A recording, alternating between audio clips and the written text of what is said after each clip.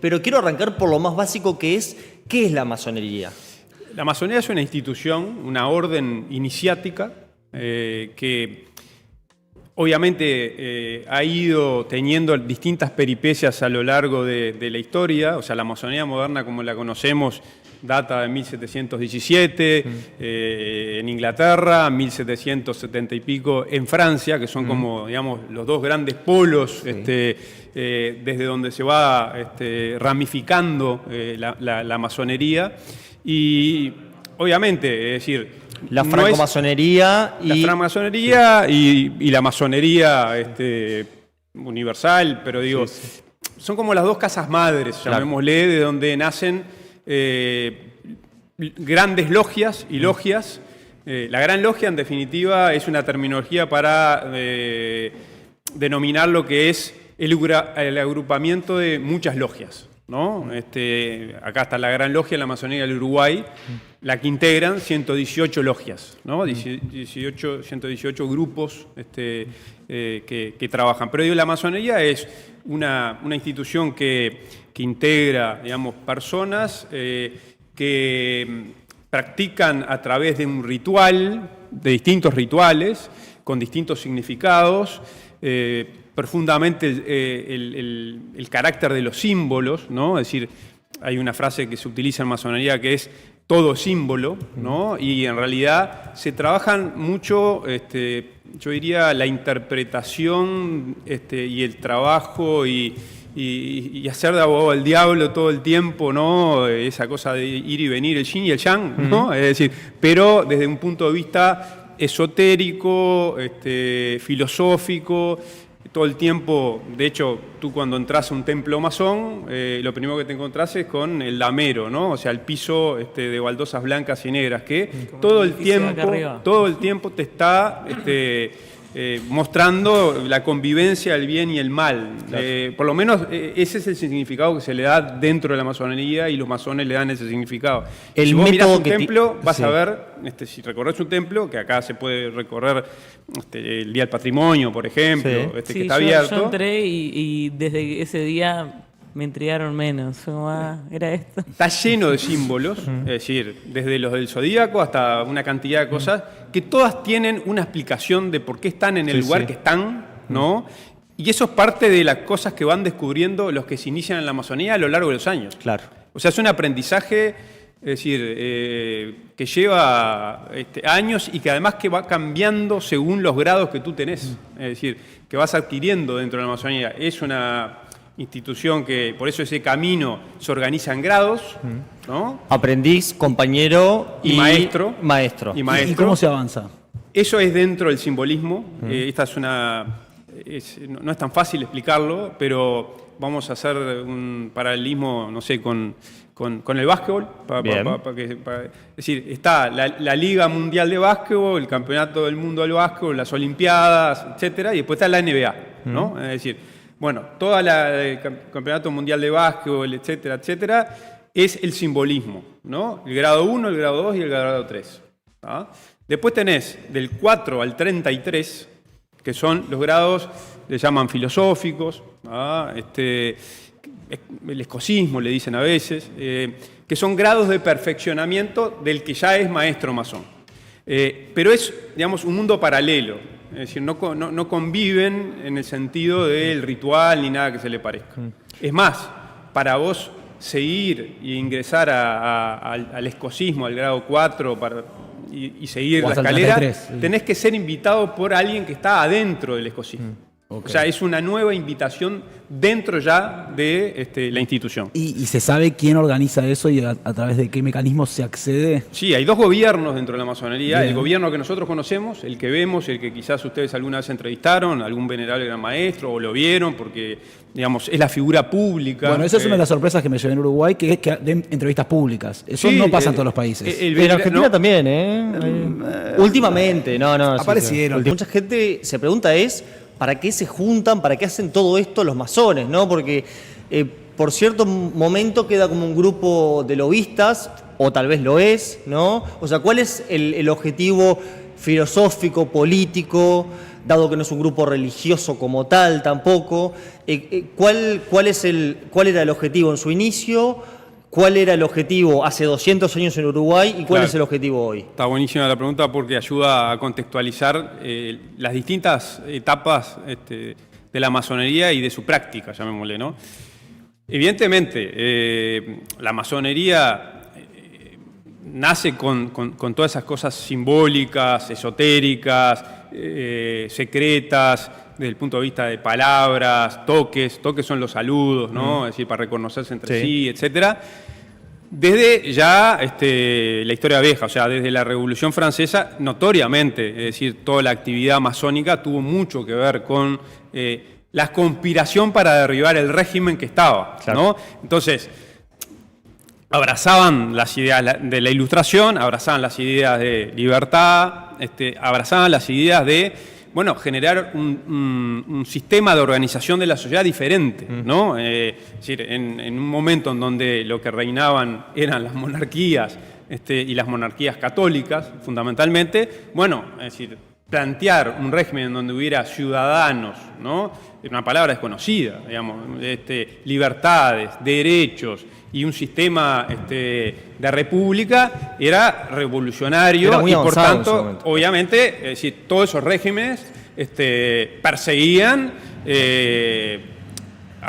apresaban y mataban a quienes conspiraban contra el régimen ese. Entonces, por supuesto que el carácter secreto de todo esto tiene que ver con aquellos inicios en donde obviamente que había que conspirar contra el régimen para derribarlo, armar ambiente para una revolución, ir haciendo correr las ideas, que además no todas las personas las conocían, sino que había que contar que había en el horizonte una posible nueva realidad, ¿no? Porque uno a veces conoce lo que tiene alrededor. Entonces, bueno, es todo un proceso bastante importante desde el punto de vista político, ¿no?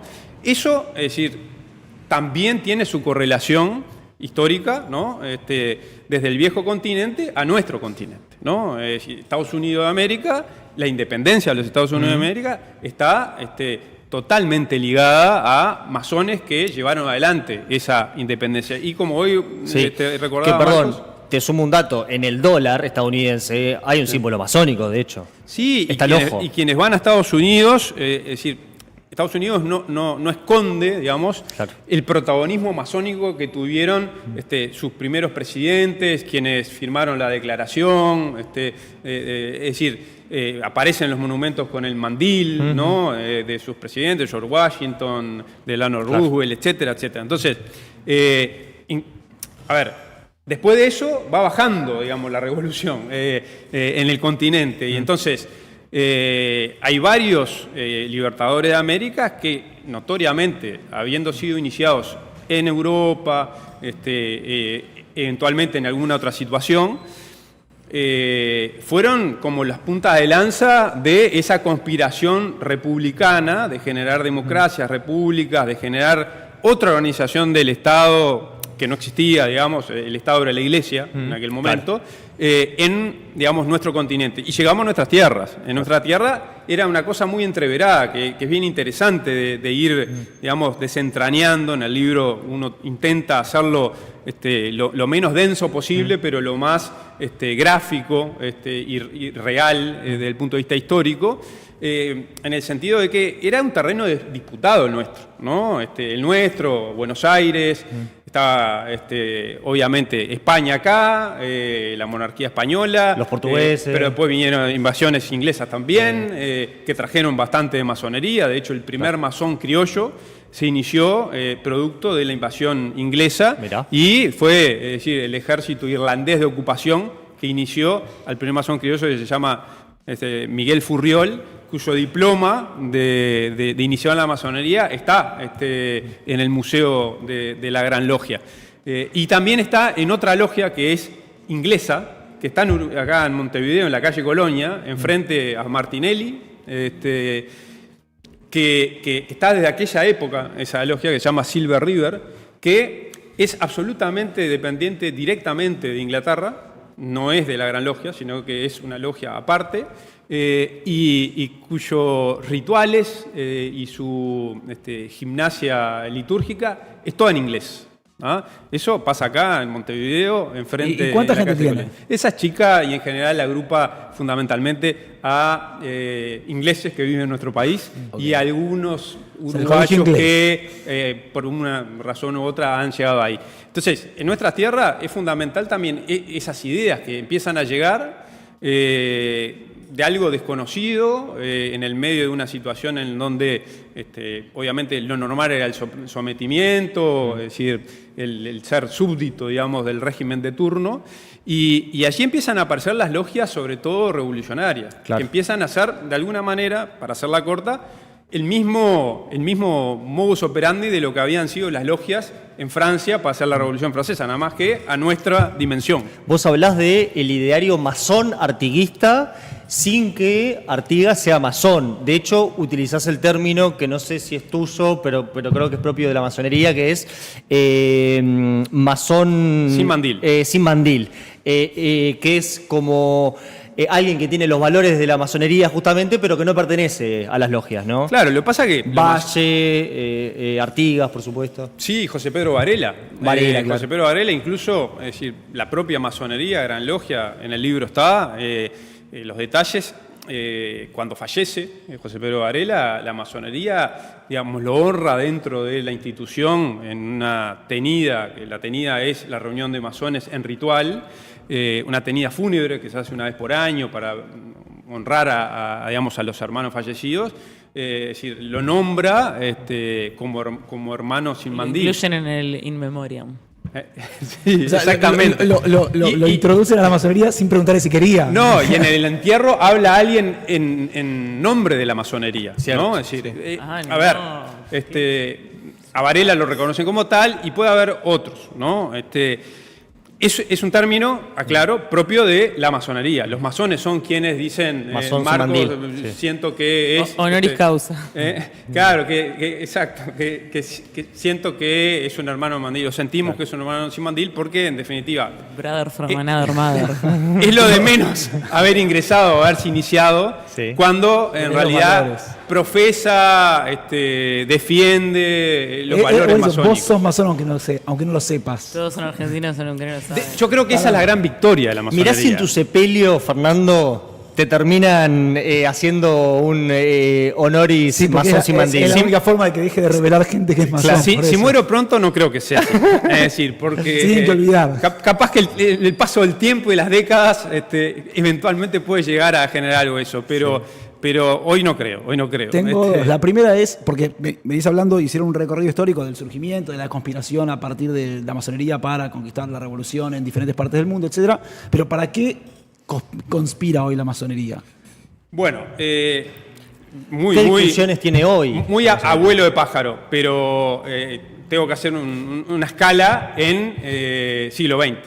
En el siglo XX también conspiró, pero también conspiró y mucho porque hubo regímenes, digamos, fascistas, el franquismo hizo un delito penal de integrar la masonería y, digamos, es decir, los masones realmente corrían riesgo de vida. ¿Cómo hizo un delito penal de integrar a la Sí, masonería? claro, era un delito penal integrar la masonería. era un Ibas delito preso penal, claro. y en realidad... Persiguieron a la masonería, claro. Totalmente, y además Sí, claro. ibas preso, eso era, digamos, lo formal. Sí, sí. En realidad, es decir, la cantidad de masones asesinados por el régimen de Franco es importante. Y las así, dictaduras acá también persiguieron las a la las masonería. dictaduras persiguieron en términos generales a la masonería porque como persiguieron a los sindicatos, como persiguieron a los partidos Sí, sí. políticos. ¿Por qué? Porque cualquier reducto en donde se hablara de libertad o de estas ideas absolutamente incompatibles con regímenes dictatoriales, bueno, eran una amenaza, ¿no? En el caso de la masonería, lo que logró sí fue, a diferencia de otras instituciones que sufrieron la cárcel, la tortura y una cantidad de cosas, logró como que navegar durante toda la dictadura como una institución que podía funcionar, que sabía que estaba siendo observada, que en algún momento hubo un intento de intervención, está relatado en el libro, y que la masonería yo creo que ahí jugó hábilmente, estratégicamente, porque el que quería cerrarla era un general de la dictadura, y cuando el general de la dictadura hace un procedimiento, estaba pensando hacer un procedimiento para intervenir la masonería y cerrarla, lo llaman a ese general, lo invitan a que fuera a una reunión al templo masónico de Casinoni, el que todos conocen que está atrás de la Asociación Española, y le muestran que su padre, también general del ejército, había sido masón grado 33 y le muestran no solo el legajo, las fotos, el mandil, etc. Y bueno, ese general queda medio abatido por esa situación y al final desiste en intervenir en la masonería. Pero es cierto de que fue perseguida, fue, es decir, de alguna manera permanentemente observada. Lo que logró, y es una de las cosas que ellos entienden de que fue muy positiva, fue lo que en términos masónicos dicen abatir columnas, es decir, cerrar, ¿no? Tener que cerrar la masonería, que en algunos otros países lo tuvieron que hacer, en España lo tuvieron que hacer, porque realmente el costo de cerrar la organización tiene un costo brutal después para volver a abrirla y volver a organizarse y una cantidad de cosas. Entonces, eso, bueno... Se convirtió en un asado. ¿Eh? Cuando les va mal, les hacen asado, ¿no?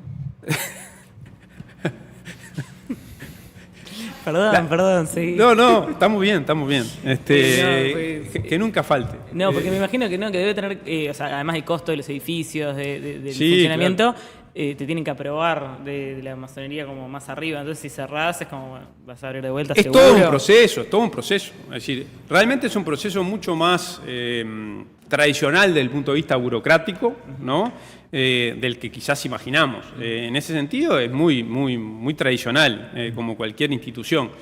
Hablaban sobre hoy. Los objetivos de hoy de la masonería. Lo del siglo XX lo nombro porque ahí sí hubo conspiración con digamos, razones políticas concretas, ¿no? Como al principio del siglo XX, que yo creo fue la conspiración más grande, comparable con la del inicio de nuestra república, que tiene que ver con la conquista de la laicidad. O sea, eso nació en un templo masónico, o sea, nació en una logia, la candidatura de Feliciano Viera, a presidente. A presidente, proyectarlo y apoyarlo incluso públicamente, alinear los astros para que en 1917 los presidentes de todos los poderes del Estado fueran hermanos masones, Julio Bastos en el Poder Judicial, Ricardo Areco en la presidencia del Senado, ¿no?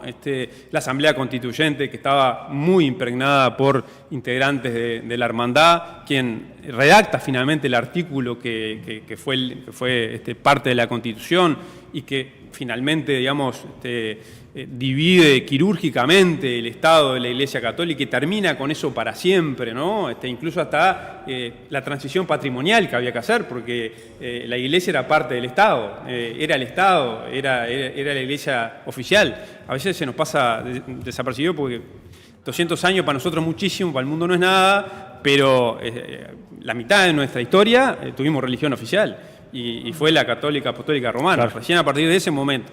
Entonces ahí hubo también esto de conspirar. Yo creo que, es decir, hoy lo de la conspiración es más una visión trasnochada, ¿no? Porque hoy no hay un objetivo político.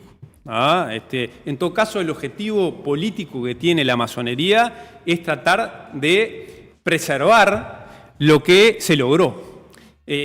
En algún sentido, el éxito prematuro en el Uruguay del ideario masónico, libertad, igualdad, república y laicidad cal y canto, como realmente se logró, por eso, es la sociedad la que está impregnada de ese valor. Vos podés ser católico, podés ser judío, podés practicar otras religiones, lo que sea, pero en general, es un valor que todos nos sentimos orgullosos que el Estado es laico y tiene que ser laico y la religión va por otro lado. ¿Es la historia del Uruguay la historia de la masonería en Uruguay? Está muy ligada. O sea, es imposible explicar la historia del Uruguay sin tener en cuenta como gran protagonista las ideas de la masonería y la acción política y yo diría organizativa de la masonería en muchos momentos de esa historia. Hoy yo creo que es una institución que seguramente debe tener en su seno, será un tema de ellos y de ellas, ver cuál es su objetivo actual desde el punto de vista político. Pienso que es el que dije, o sea, es preservar y por eso en el libro está el modus operandi que usa la masonería para, digamos, permanentemente machacar en los valores que le importa machacar. Entonces, ¿por qué tenemos por ley del Parlamento un día de la laicidad que coincide con el día del nacimiento de José Pedro Varela, para ayudar a también, ¿no?, como quien dice, reforzar la idea de la laicidad, etcétera? Bueno, porque una organización paramasónica, ustedes preguntaban eso hace un ratito, hay organizaciones que, si bien no es la masonería, son paramasónicas en el sentido de que le integran masones y en algún sentido están al servicio de ese ideario, ¿no? Entonces, para el Día de la Laicidad, está en detalle en el libro, pero bien sintético, o sea, la institución paramasónica APEL, ¿no?, que es la Asociación por la Educación Laica, presenta un anteproyecto de ley para que hubiera un Día de la Laicidad en el Parlamento. En el Parlamento agarra ese proyecto de ley quien era en ese momento diputado Ope Pasquet, integrante de la masonería hace ya más de 30 y pico de años.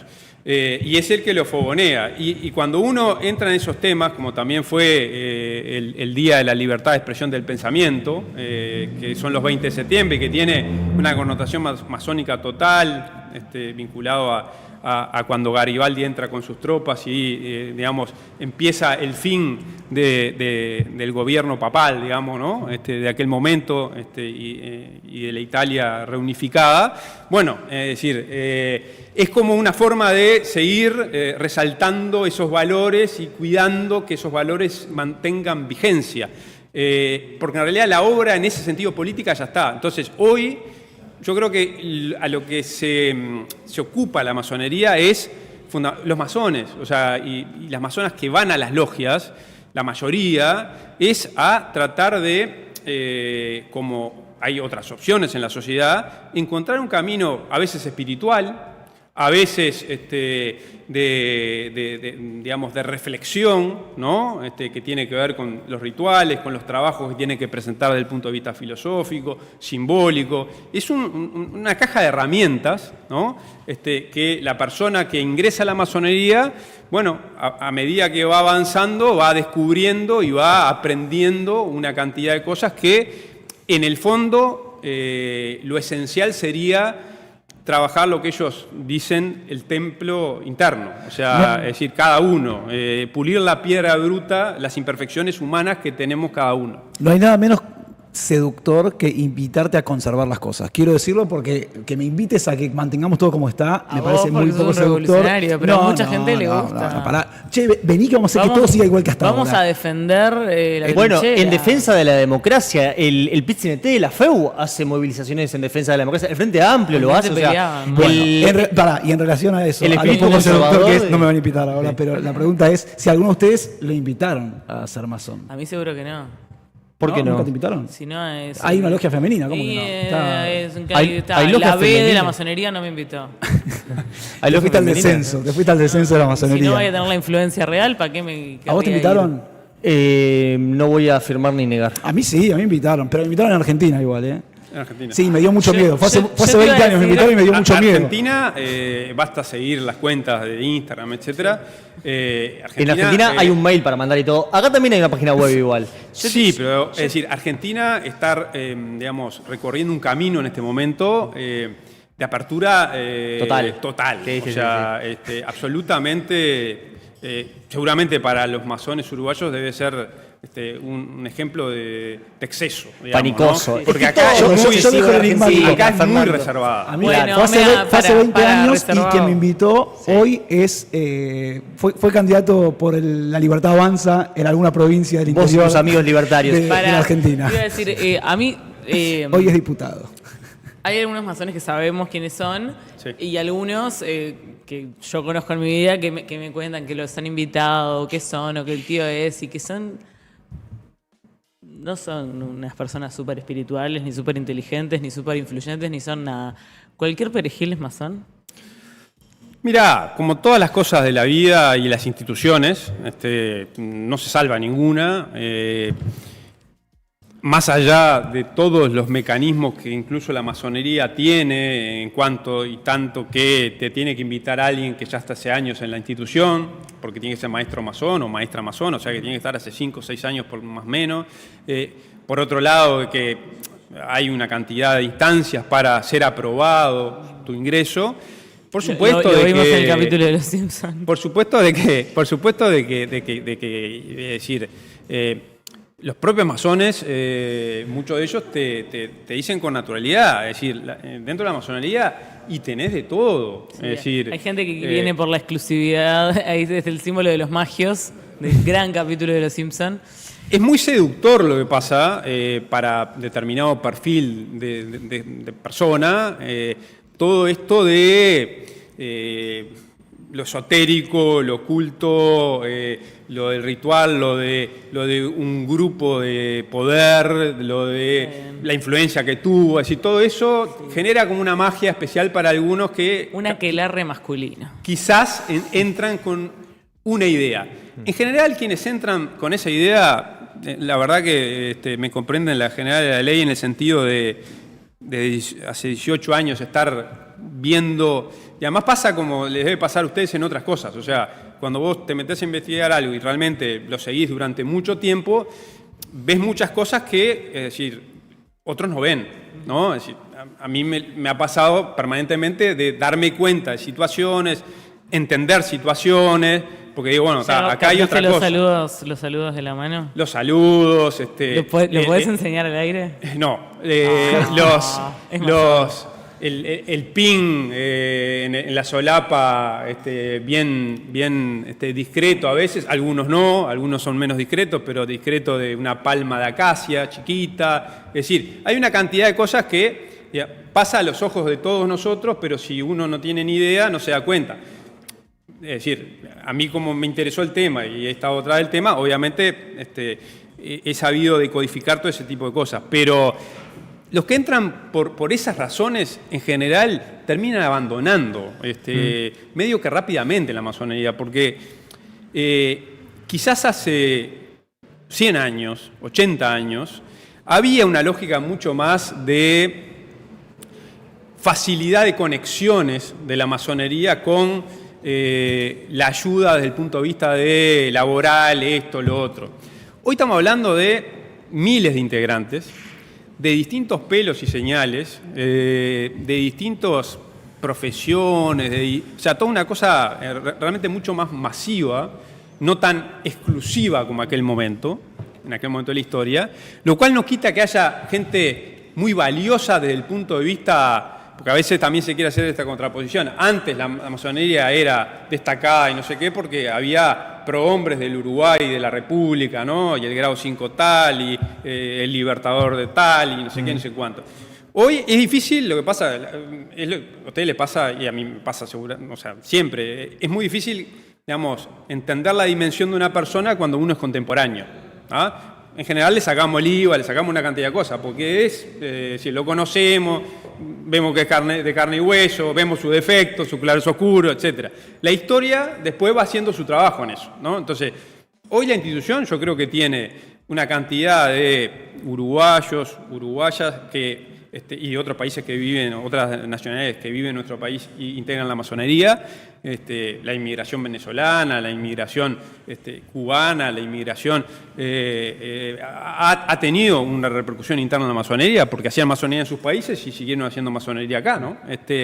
Que le da, digamos, un perfil. No, y perdón, tuvieron a Tabaré Vázquez, ¿no? O sea, como una de las figuras más relevantes del último siglo. Es que cuando uno se pone en plan de decir, bueno, a ver, ¿qué tan relevante es según, no sé, la categoría profana, la categoría civil, no masónica de sus integrantes? Y bueno, sí, nosotros... Profanos es tipo... Profanos somos nosotros, los que no somos masones. Okay. Así se refieren los masones sucia a nosotros. Los magos. Es Magnus. Sí.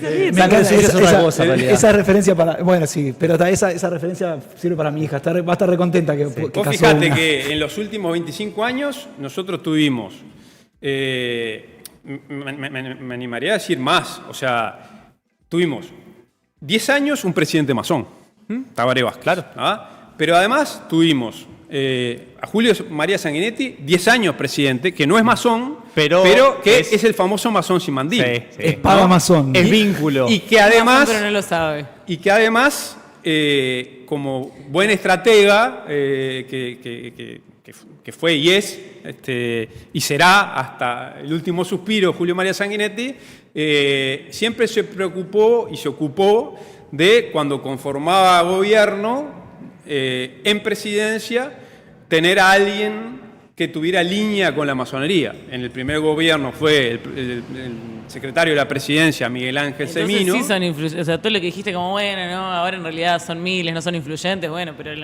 conviven las dos cosas. Nos cuidamos de tener... No, claro, son muchos, pero conviven las incidencia dos cosas. siempre quisieron tener. Por eso decía, es decir, hay miles de anónimos que lo que hacen es ir con su maletín, que adentro tienen el mandil, los guantes, esto, lo otro, el reglamento, no sé qué, el trabajo que van a presentar, y su tarea en la masonería y su recompensa en la masonería es ir el día que trabaja su logia, el lunes, el miércoles, el viernes, el jueves, el día que sea, estar en la tenida, seguir el ritual, escuchar trabajo de otros hermanos masones, exponer el suyo, filosofar sobre el tema que están filosofando. Se habla mucho sobre, por eso, temas trascendentales, la vida, la muerte, es decir, todo ese tipo de cosas. Y después, a veces, no todos tienen la misma tradición, porque por eso, es decir, no es lineal todo esto. Hay algunos que les gusta quedarse después de la tenida a comer juntos, pero hay muchos que terminan la tenida y se van porque quieren comer con su familia. Es decir, en ese sentido conviven una cantidad de cosas, pero también convive el poder, por supuesto. Y así como Sanguinetti eligió en su momento, es decir, bueno, a ver, las dos instituciones potentes del Uruguay, ¿no? En los 90, bueno, la Iglesia Católica, la masonería. Bueno, con la Iglesia Católica me llevo bien por otras razones. Sanguinetti, bueno, logró increíblemente que viniera 2 veces un papa, ¿no? Sí, claro. Y es su gran cucarda que muestra para mostrar su apertura, más allá de su laicismo. Pero tenía de secretario de la presidencia en el primer gobierno a Miguel Ángel Semino, un gobierno que era muy difícil porque era la salida de la dictadura y había muchas necesidades de apagar incendios por todos lados, bajar expectativas, una cantidad de cosas.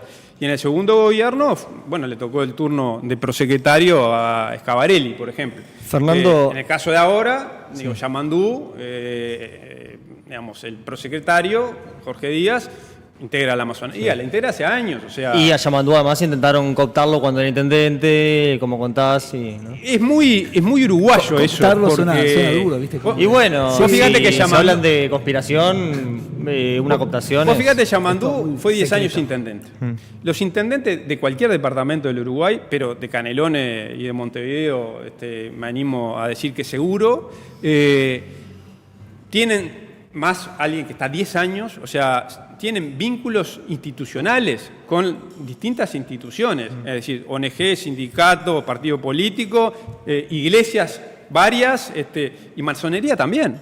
Y a veces se dan cosas casuales, yo qué sé, por ejemplo, si se da capaz que hasta lo entrevistaron acá alguna vez, es decir, porque ha tenido siempre un perfil alto por sus lugares en el mundo profano, pero también fue venerable gran maestro de la masonería recientemente 4 años, que es José Garchitorena, que es ministro de la Corte Electoral. Ahora no es ministro de la Corte Electoral por ser masón, es ministro de la Corte Electoral porque milita desde que yo me acuerdo, ¿tá? En el Partido Colorado. Es masón porque es ministro de la Corte Electoral, tal Y vez. ahí es donde uno se pregunta. Es ¿qué- masón porque es ministro de la Corte Electoral, tal vez. O sea, pero ser no, masón, no, ¿te pero- consigue trabajo o no te consigue trabajo? No, eso es una No, falacia, no, sería una total. falta de No es respeto LinkedIn. a los miles de masones No, que completamente, nos están mirando, nos escuchan y dicen, bueno, pero eso no es así, No, a mí no me completamente, pasó. no. O sea, podés tener las pequeñas grandes La influencia ventajas. nunca es por escrito igual. Las pequeñas grandes ventajas pueden ser las que tiene cualquier institución. Sí, o sea,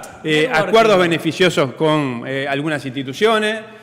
Conocer gente, networking. La masonería tiene convenio Networking, con- conocer gimnasio. gente. es Que decir, no es lo mismo el networking que el lobby, además. no, en este caso, mirá, a mí me parece que lo que más se da ¿ah? Lo que más se da y lo que más he visto en todos estos años como funcional o funcionando es lo que sucede de repente con ustedes acá, que son unos cuantos y que se conocen y que generan determinadas relaciones humanas y que después se comen un asado ahora de fin de año o festejan o no sé qué. Entonces, conocen su vida, saben cada uno qué hace, se ven habitualmente y entonces cuando le surge algo sobre una cosa específica, ¿no? Tenés un número para llamar. Médica, Sí, no sí. sé, de lo que sea, el reflejo natural, es decir, llamo a fulano o a fulana que la conozco, que lo veo toda la semana, es decir, y que sé que es bueno en lo que hace o buena en lo que hace, punto. Fernando, estamos pasadísimos de tiempo, pero vengo preparando esto hace 2 meses. De hecho, pensaba hacer un informe sobre la masonería